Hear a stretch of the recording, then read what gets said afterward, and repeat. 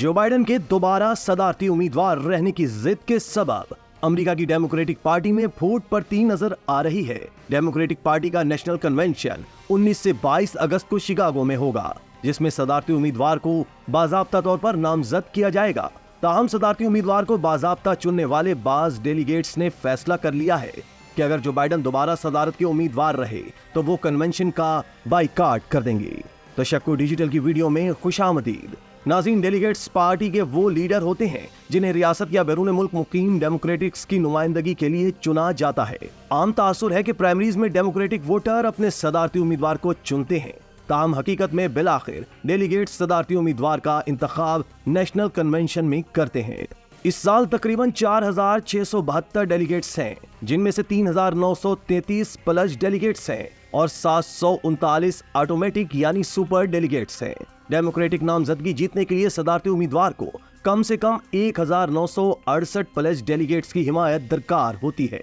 अगर मामला दूसरे राउंड तक जाए तो फिर भी सुपर डेलीगेट्स भी वोट डालते हैं। इस सूरत में उम्मीदवार को दोनों तरह के डेलीगेट्स के कम से कम 2258 वोट लेना होते हैं। एक अहम डेमोक्रेटिक शख्सियत ने बताया कि सबसे ज्यादा डेलीगेट्स की हामिल रियासत कैलिफोर्निया के कई डेलीगेट्स ने फैसला कर लिया है कि अगर बाइडेन अपनी जिद पर कायम रहे और दस्तबरदार ना हुए, ये डेलीगेट्स कन्वेंशन में शिरकत ही नहीं करेंगे। नाज़रीन, नवंबर में होने वाले सदारती इलेक्शन में भी वोट तो अवाम डालते हैं, ताहम सदर का चुनाव इलेक्टोरल कॉलेज करता है। अवाम सिर्फ इस शख्स को वोट डालते हैं जो सदर का तरजीही इलेक्टर होता है। अमेरिका की बाज रियासतें सुर्ख यानी रिपब्लिकन्स की, बाज नीली यानी डेमोक्रेटिक्स की गढ़ कहलाती हैं, जैसा कि वायोमिंग, मगरबी वर्जीनिया, शुमाली डिकोटा, ओक्लाहोमा और टेक्सास वगैरह से हमेशा रिपब्लिकन पार्टी का सदारती उम्मीदवार ही जीतता है।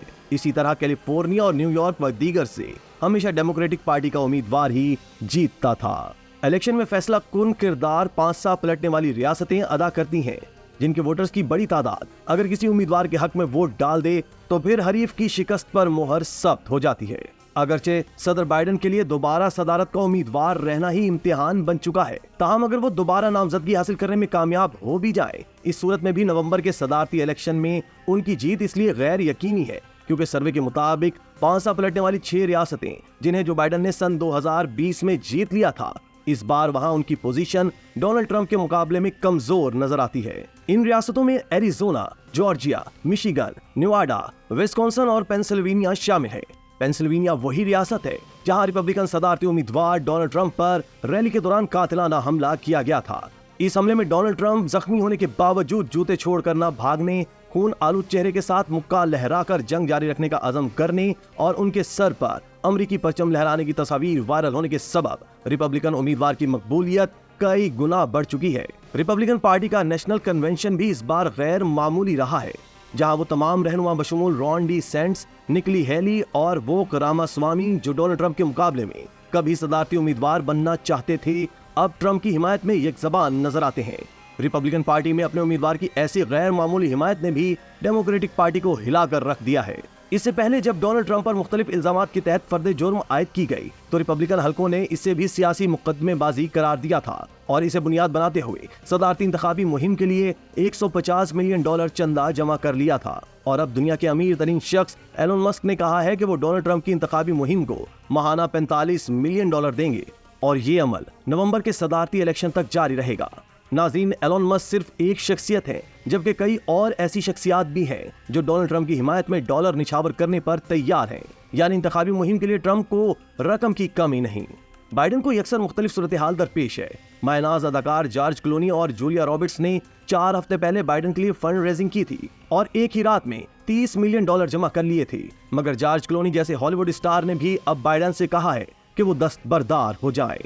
डोनाल्ड ट्रंप के खिलाफ केसेस में अहम तरीन किरदार अदा करने वालों में से एक डेमोक्रेटिक रुकन कांग्रेस और ऐवान की जुडिशरी कमेटी के रुकन एडम शेफ ने तो यहाँ तक कह दिया है कि बाइडेन किसी भी सूरत ट्रंप को हरा नहीं सकते। उन्हें ये मनसब किसी और के लिए छोड़ देना चाहिए, वरना पार्टी पर नवंबर भारी गुजरेगा।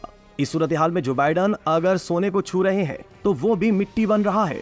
इनकी जानिब से चंद रोज पहले पेश करदा सुप्रीम कोर्ट में इस्लाहात का शोशा भी इसीलिए काम न कर सका। कोर्ट डेमोक्रेट्स ने भी साफ कह दिया कि महज वोटर को लुभाने की कोशिश है, क्योंकि इस्लाहात कांग्रेस की मंजूरी के बगैर मुमकिन नहीं। और जो बाइडन के पास अब इतना वक्त ही नहीं कि इन तजावीज पर अमल किया जाए। पहले मुबाहिजे में बदतरीन परफॉर्मेंस और इसके बाद बार बार जबान फिसलने के सबब जो बाइडन की मकबूलियत खुद डेमोक्रेटिक पार्टी में भी इस कदर तेजी से गिरी है कि अब पार्टी की 2 दर्जन के करीब अरकान कांग्रेस ने इनसे मुतालबा किया है कि वो दूसरी बार सदारत की दौड़ से दस्तबरदार हो। डेमोक्रेटिक पार्टी के बाद अरकान का ख्याल है कि नायब सदर कामिला हैरिस को सदारती उम्मीदवार नामजद किया जाना चाहिए, जबकि कैलिफोर्निया के गवर्नर गैविन न्यूसम को उनका नायब होना चाहिए, जबकि दीगर का ख्याल है कि गवर्नर न्यूसम को सदारती उम्मीदवार के तौर पर आना चाहिए। मुश्किल ये है कि इन दोनों ही का ताल्लुक कैलिफोर्निया से है और मुल्क का सदारती और नायब सदारती उम्मीदवार एक ही मजबूत डेमोक्रेटिक रियासत से होना अच्छा सिग्नल नहीं होगा। ये अलग बात है कि कामिला हैरिस हो या गवर्नर न्यूसम, दोनों ही Pakistani American Democratic doctor Asif Mahmood के इंतहाई करीबी दोस्तों में से हैं। दोनों ही ने डॉक्टर आसिफ महमूद की कांग्रेस के लिए इंतखाबी मुहिम में भरपूर हिस्सा लिया था। मजबूत उम्मीदवार होना अपनी जगह, डेमोक्रेटिक पार्टी को अपने मंशूर तनों, मुसावात और शमूलियत के असूल पर अमल करना होगा।